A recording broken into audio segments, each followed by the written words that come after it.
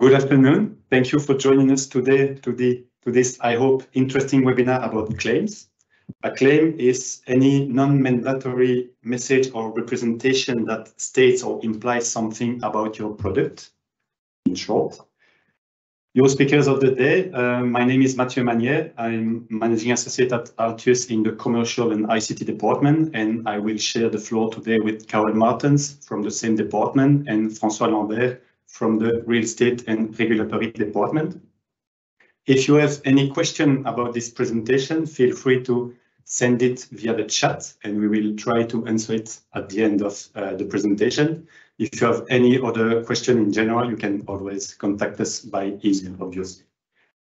Today, we have a lot of topics to discuss, but we had to make choices because of the time that we have today. So we will give you an overview of the general principles that apply to claims and advertising in Belgium, and we will give you an overview of the rules governing the three types of claims. So number one claims, cosmetic claims, and nutrition and health claims. We had to make choices, so there exist other types of claims like green claims that may have other legal framework that applies, but we don't have time to go through it, maybe in another webinar later. So claims and advertising in Belgium, the general principles. First, a claim is obviously an advertising or can be part of an advertisement, and therefore it is subject to general rules such as the prohibition of misleading commercial practices, rules on comparative advertising, and also conditions for online advertising, but I will not address this last topic today. Let's start with the general rules. So there is a general prohibition of misleading commercial practices. Obviously, a claim cannot contain false information. For example, you state on your product that it is gluten-free, while obviously there is gluten in the product, so it is a false information. It is misleading and prohibited, but it can not mislead or be likely to mislead the average consumer in relation to elements such like the composition or the results of the product, and this even if the information is factually correct. Again, if you state on your product that it is gluten-free, but it is a product that never contains gluten, like a bottle of water, that could be considered as misleading, because even though it is correct, it is misleading for the consumer that think that your product is different for the product of the same kind. And another condition is that this practice must have a decisive influence on the consumer purchasing behavior. So it must cause or be likely to cause the consumer to take a decision he wouldn't have taken otherwise. So it is one of the conditions. It's always on a case-by-case analysis that we can assess whether the claim is a misleading commercial practice. There is also a prohibition of misleading omissions. So it's not only what you state on your product, but also what you don't say that can be misleading. And last but not least, there is a list of misleading commercial practices that are in any case prohibited. For example, the fact of falsely claiming that a product can cure diseases. So just for you know, there is a list of commercial practices in the law, and you have to make sure that your claim is not breaching this list. Second set of rules, also deriving from a European directive, just like the rules on commercial unfair practices. The comparative advertising. Claims can be comparative, and it is okay as long as they comply with a set of rules that are listed in the law. Here is a summary of those conditions. I won't address them in detail because we could have an entire webinar about it, but obviously the claim cannot be misleading. It must compare comparable goods. It must objectively compare essential, relevant, verifiable characteristics, not bring confusion with other companies or brands, not be denigrating, and so on. So you can see that comparative advertising is not a black or white rule. You have to have a case-by-case analysis of each claim. So if you think that your claim might be comparative, you should have them reviewed by a legal counsel or lawyer. Other topic important, the language issue, which, as you know, is a very sensitive issue in Belgium.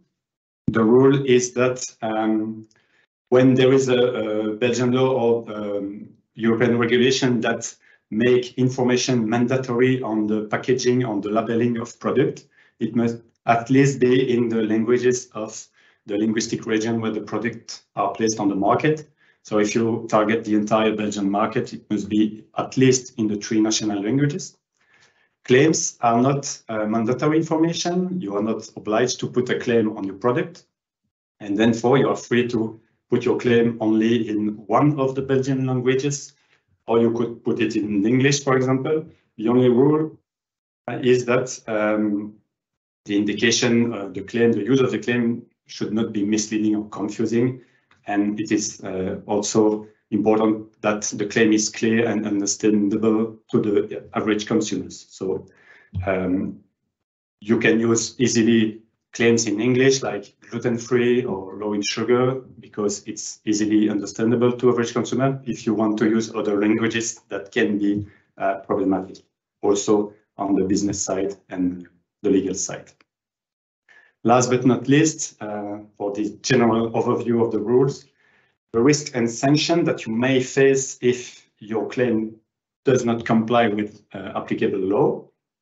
We have identified 3 types of risks, but obviously the exact risk and sanction will depend on the type of claim that you use or the type of authority that sue you. So the first one is the risk that consumers or consumer protection associations like Testasha or competitors may find your claim to be against the law. So they could, you could face damages or cease and desist actions or class actions from a group of consumers. The second type of risk is obviously the risk that administrative authorities may control and sanction you if your claim is not correct. So the economic inspection or the authorities like the FASFC, is the AFSCA or FAVV in Dutch. First, you could receive a warning and a report. It's important to know that in principle, you have the opportunity to discuss the matter with the administrative authority, and you could try to defend your claim. You could try to propose reasonable remedies to stop the infringement. So in principle, there is always a first discussion. But if you cannot find a solution, you might receive compliance order, a settlement fine. In the worst case scenario, your file could be transmitted to the public prosecutor and you would be subject to criminal fines. And of course, the other types of sanctions might be pronounced, like the seizure of the product, the destruction of the product recourse, or withdrawal from the market. And each of these sanctions are the subject of specific rules, but we won't go into too many details. But just for you know, there are a broad range of sanctions that you may face. And for information, consumers might also lodge a complaint with the JEP. And in the worst case, the JEP, the Jury d'éthique publicitaire, would issue a decision to change or stop the advertising. That is all for the general principles. It was a quick overview, but you know the rules are very, very detailed, and we don't have time in the framework of this webinar to go into too much detail. But feel free to ask us any question if you have. So number 1 claims, as you may have believed when you received our invitation, the number 1 claims that we use in the title of the webinar is not entirely correct under Belgian law. So please don't report us to the authorities. Number 1 claims are not subject to specific rules. So there is not a specific regulation that give principles or rules to be complied with in order to use number 1 claims. But number 1 claims are comparative advertising, because if you state that you are the number 1 product, That means that competitors are number 2 or number 3. So it is a comparison with other products or other competitors. And therefore, number 1 claims have to comply with all the conditions set in the framework that I've presented to you earlier. And more important, number 1 claims must not be misleading. It must compare comparable products, and it must be an objective comparison of essential and verifiable elements. It is not business was easy to put all information in the claim, because you want to have a claim that is very direct and very business oriented and commercial friendly. But in order to comply with the condition of comparative advertising, you have therefore to use a disclaimer in which you will include a lot of information to make sure that your claim is compliant with the law and verifiable and objective and so on. So the first information, which is very important, is the source. On what basis do you claim that you are number 1? It can be an external source, institution that gives figures in some markets. It can be an internal developed source, so it must be clear in the disclaimer what the source is. Also, the comparison criteria, like are you number 1 in sales, in volume, in quality? Are you number 1 because you offer the best prices? This must be clear in the disclaimer. And any other relevant information, for example, the specific market.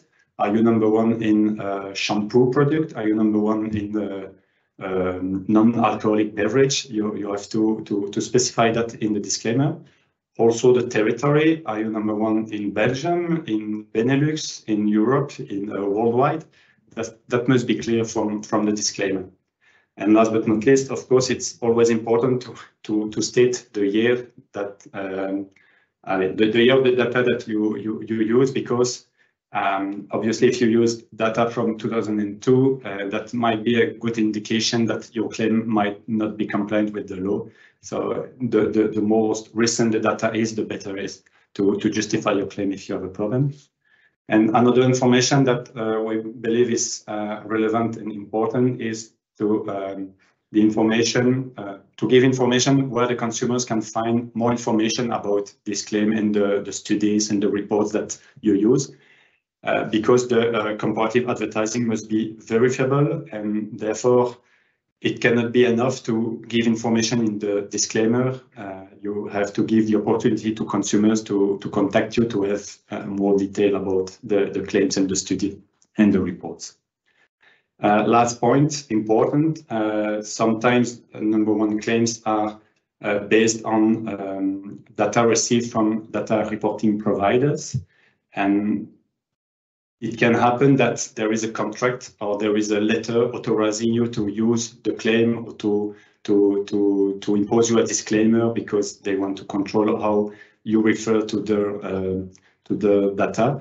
And therefore, it's important to make sure that your claim complies with the conditions set by the data reporting providers, which is a third party and has a right to, for example, copyright rights or the information that you must provide in your disclaimer. And therefore, we have prepared an example of a more accurate disclaimer because, as I said, the number 1 claim we used in our invitation to this webinar was not correct. So you can see that we start with the source. There is no source for this, but this is an example. Then we are number 1 in legal webinars, that would be the market. In Belgium, the territory, number 1 in attendance in 2002. And for more information, you can contact Altius. So this is one example. As I said, there is no rule, so you could phrase it otherwise. You could use other information, but this is one example of a proper disclaimer to make sure that your claim will not be the subject of control or sanction from the authorities. And now, in the second part of the presentation, Karen will speak about cosmetic claims. Thank you.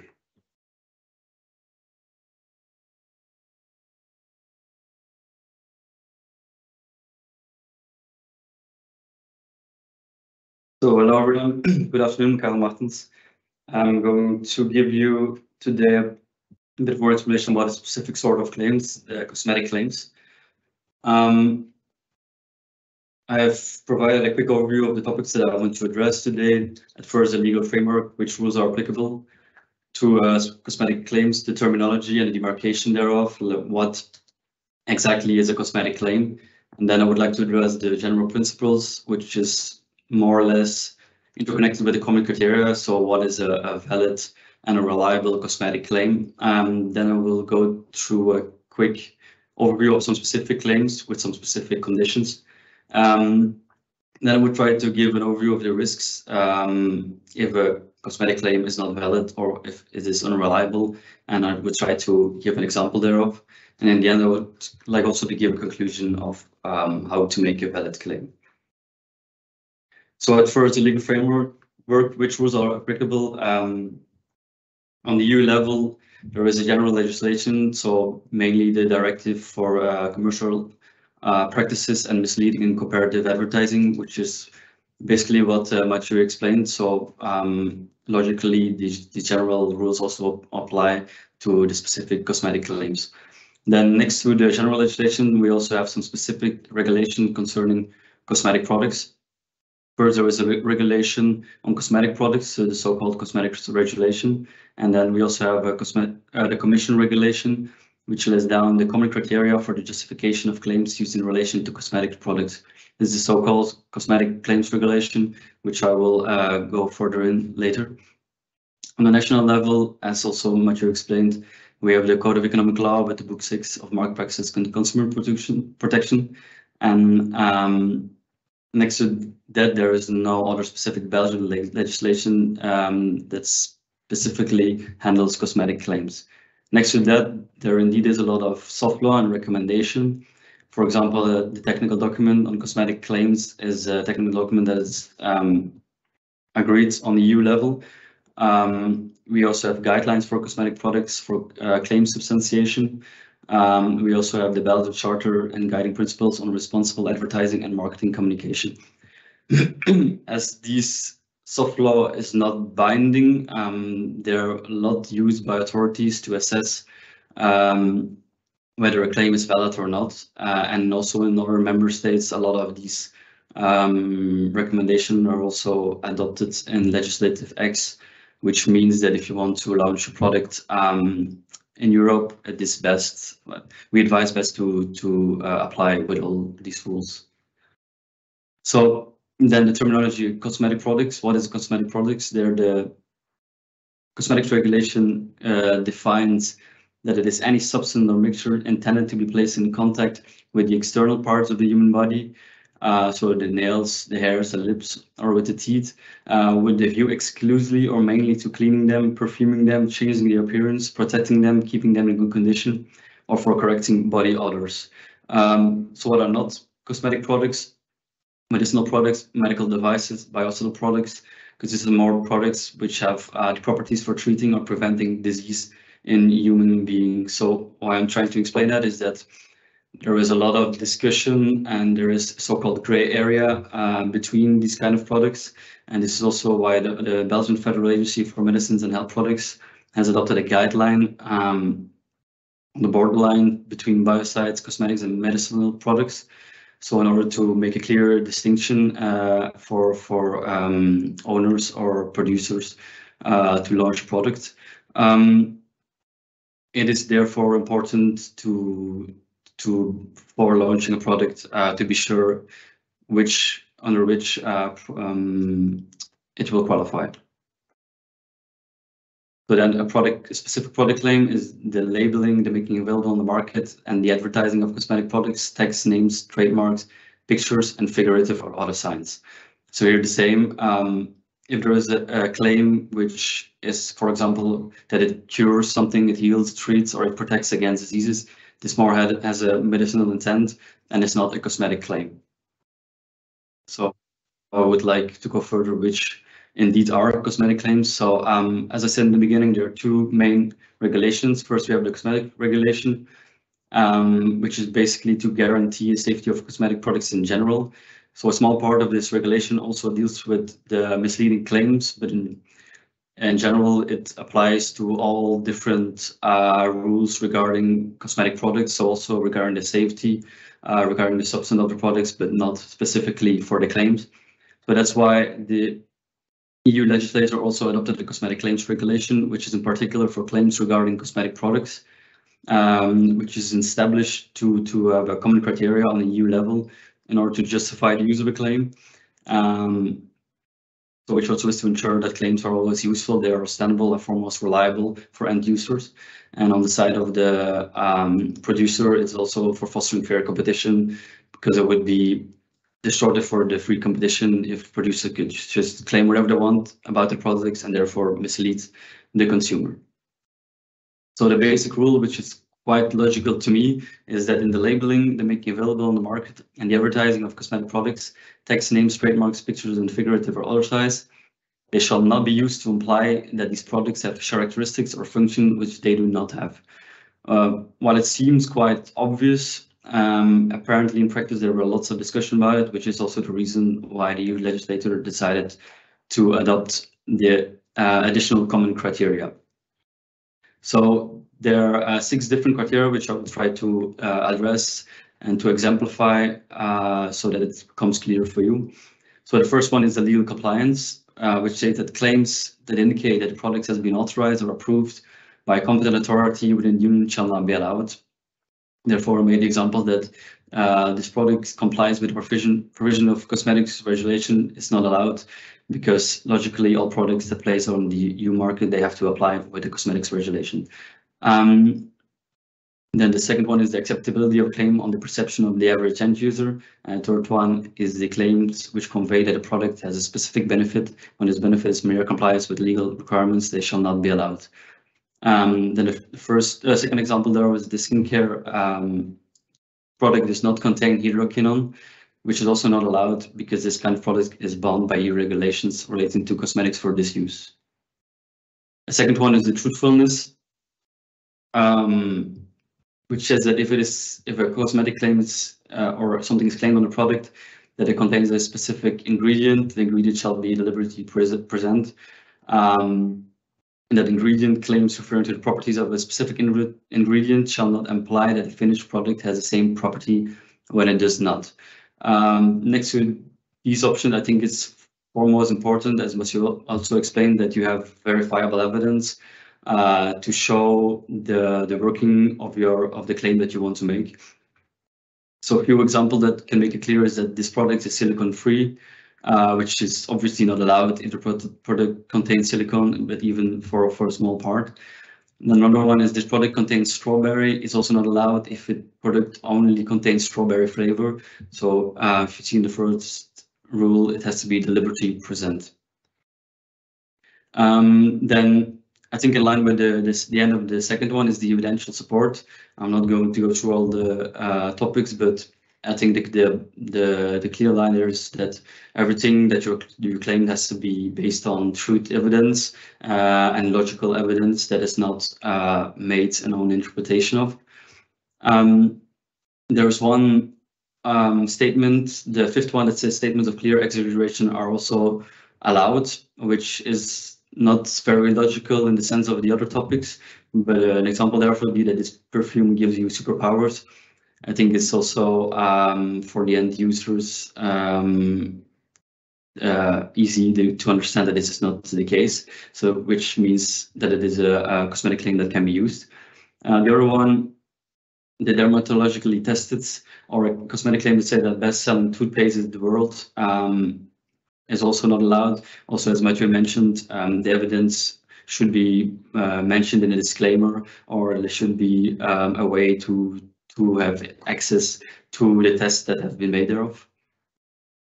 The fourth one is the honesty, which is also based on the proper analysis of the evidence that is brought. So the example that I made there, that 1 million consumers prefer this product, is not a proper claim because it does not give any context. Was there an option between the different products, which was the year? So this is also, I think, kind of clear that the honesty is an important one. The second and third one states that claims shall not attribute to the product concerned specific characteristics if similar products possess the same characteristics. And if the action of a product is linked to a specific condition, this shall also be clearly stated. I think also this can be connected back to the general principles. The fairness is more addressing the claims that has to be objective, and they shall not denigrate competitors, nor shall they denigrate ingredients legally used. And then the claims, they shall not create confusion with the product of a competitor.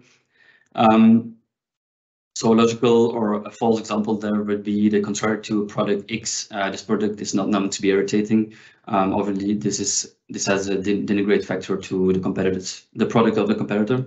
Another one would be low in allergens, because without preservatives, here it implies that preservatives always include allergens, which is not the case, and which is therefore creating confusion in the head of an end user. The sixth one is also following on the one before, saying or stating that the end user has to be able to make has to be able to make a decision on clear and understandable information, also on information allowing the average end user to make an informed choice, as I said. So that also marketing communications shall be clear, precise, relevant, and understandable by the target audience. Then next to the general claims, there are specific rules for other claims.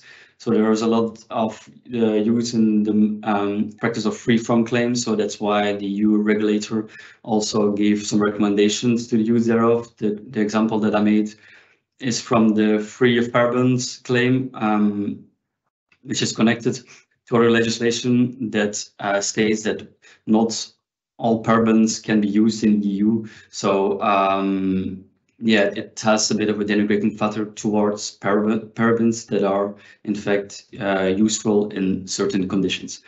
Then there are also specific claims for specific rules for environmental claims, which is more regarding to greenwashing, which is a lot happening nowadays as well. And for example, there's another one with regard to sunscreen products.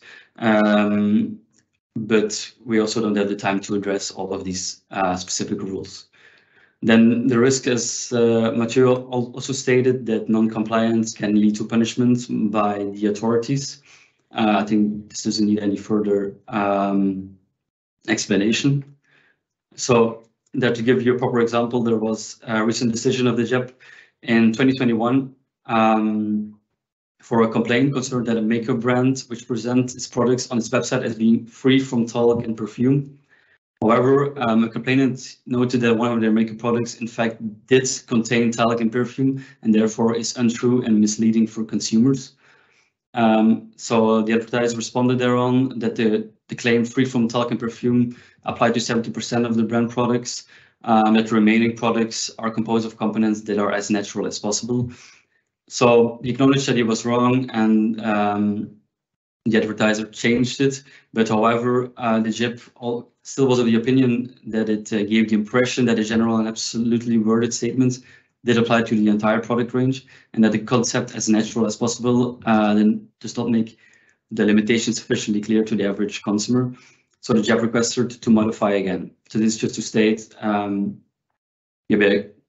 towards my conclusion, to state that in fact, there are a lot of rules that are applicable. So it's a complex set of rules between on the EU level. There is a national level. There is general legislation, specific legislation. There is also soft law that has to be taken into account of. Next to this legislation, there is always a case-by-case analysis by the authorities. So as a main advice, we can say to mitigate your risk is before launching a product on the market to be sure to be advised that it can qualify as a cosmetic product, and also to be taken into account if your claim is valid and has taken into account all the different rules and criteria in order to avoid a fine, or that you have to take your products back or to withdraw them from the market. So thank you very much.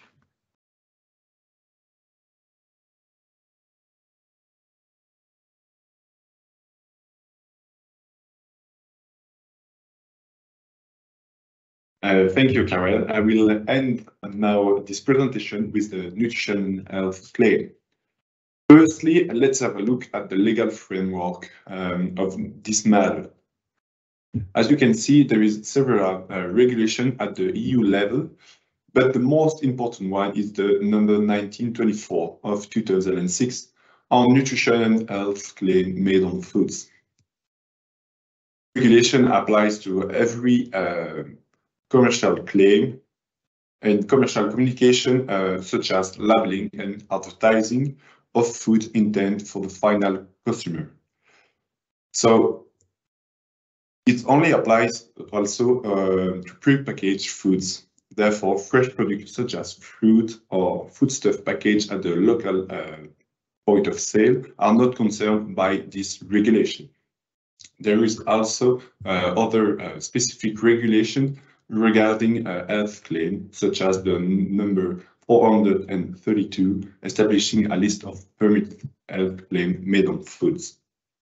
And at the national level, there is no specific Belgian law regarding nutrition and health claim, but there is general rules that Mathieu mentioned before. So I invite you to see the presentation of Mathieu regarding this point. So as I said, the most important regulation is the number 1924, and this regulation gives us three important definitions. Firstly, the definition of a claim, it's any message or representation that suggests that a food has a particular characteristic. The message of the representation can take various forms, such as a graphic, a picture, or a symbolic representation. See the logo on the slide. And one point that is also very important is that claims are not mandatory, so there are voluntary information given to the consumer. And whenever information is needed to be given to the consumer, it's not anymore a claim because it's requested by a Belgian or a European law. The second most important definition is the nutrition claim. To make it simple, a nutrition claim refers to the content of the food and not directly to its effect. For example, if your product have a high level of protein in it, you can claim that your product is high in protein. If your product doesn't contain any sugar, you can say your product is sugar-free. The third definition, and the last one, is the health claim definition. It's any claim that states that a relationship exists between a food and health. It's only and mainly refer to the effect of the food on your body, on your health. For example, magnesium contributes to the maintenance of normal teeth, or iron contributes to normal cognitive development of children. The regulation 1924 is not that easy to read because there is a lot of parts, and such as general principle, general condition, other rules, and specific condition for each kind of claim. When you are using a claim, whether nutrition or health claim, you need to comply every time, every moment with those parts and those principles. In the Article 3, you will find the general principle regarding claims. And the most important one is that you are only allowed to use a claim if the claim complies with the condition of the regulation and if your claim is previously authorized by the Commission. Indeed, there is a numerous clauses of usable nutrition and health claim, and I will come back to this point later in my presentation. And also in the Article 3, we will find general principles regarding what you can do and what you cannot do. For example, your claim cannot be false. Your claim cannot encourage excess consumption of a food. After that, in the Article 5, you can find some conditions that you must fulfill when you are using a claim. For example, if you claim contain magnesium, the presence of the magnesium must produce the effect claimed. If you claim that magnesium is good for your teeth, the magnesium in a product, in your food, must give that effect to your body. There is also some other rules in the legislation, in the regulation, sorry. And for example, the use of your claim is only permitted if the average consumer can be expected to understand the beneficial effect of your claim. So be careful when you use a claim and try to have a wording that everyone can understand, and try to avoid too much specific scientific terms to be understandable by the average consumer. After that, your claim must be based on generally accepted scientific data and scientific evidences, because you must be at any time able to justify the use of your claim. For example, if your food contains protein and you made a claim about that, you must prove to the authority that your food contains the normal level of protein that you can, for which you can claim that your product is high in protein. Now I will go through the specific condition of the nutrition claims. As I said before, there is a list of permitted nutrition claims, and you cannot invent new nutrition claims. So be sure to use a nutrition claim that is in the list. And in the annex of the regulation 1924, there is also a condition that you must comply with when using a claims. In this slide, you will see there is several topics on which you can make a nutrition claims, and your claims can take various forms. If you want to speak about the energy of your food, you can state that your product is low in energy or energy-free. If you want to say that your product is low in sugar, you can do it. But you are not forced to use these specific terms. You can use any claim likely to have the same meaning for the consumer. Imagine if your product doesn't contain any sugar, you can claim that your product is sugar-free, or your product contains zero sugar, or any other claim that will have the same meaning for the consumer. And now I will go through a little example. Imagine you are launching a new chocolate food and it contains 1 gram of sugar per 100 grams. You cannot use the claim sugar-free because it contains more than 0.5 grams of sugar per 100 grams. This threshold is foreseen by the annex of the regulation 1924. But you can use the low in sugar claims because your food contains less than 5 grams of sugar. It's all for the nutrition claim, and now I will speak about health claim and the specific condition. First of all, you will see on this slide that there is 3 kinds of general of health claim. The first one is the general health claim. It's, for example, every claim describing or referring to the role of a nutrient on your development of your body. The second claims is the reduction of disease risk claims. It's any claims that state that the consumption of a food will significantly reduce a risk factor in the development of a disease. For example, sugar-free chewing gum helps neutralize black acids, and black acids are a risk factor in the development of dental caries. And the last one is the claims referring to children's development and health. This category covers the 2 other categories, but it's limited to claims directed specifically to children.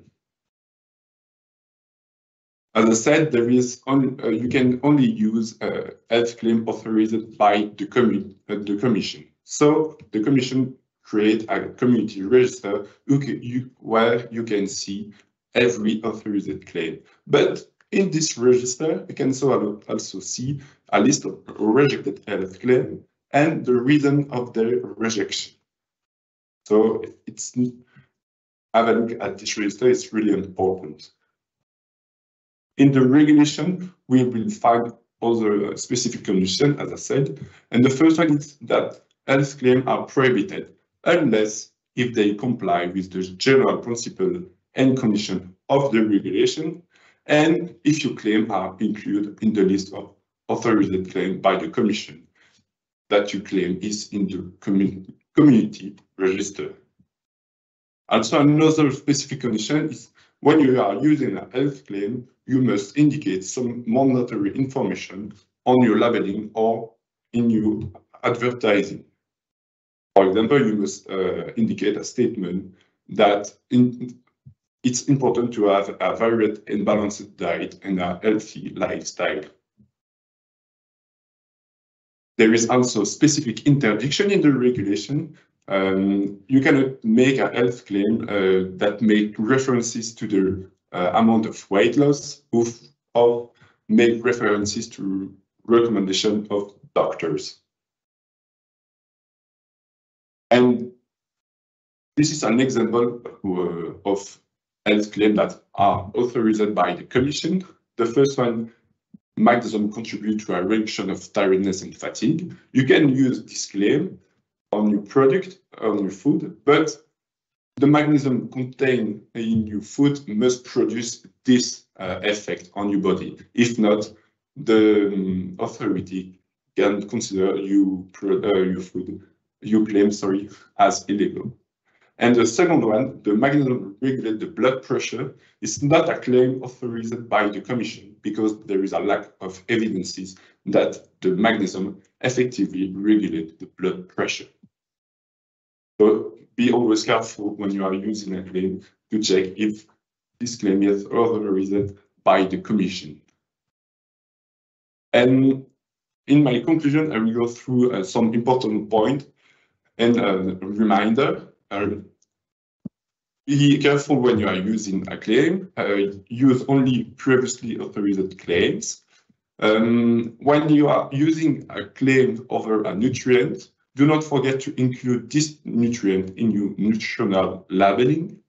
If you are making a comparative nutrition claim, there is specific condition in the regulation and in the Belgian law, as Mathieu said before.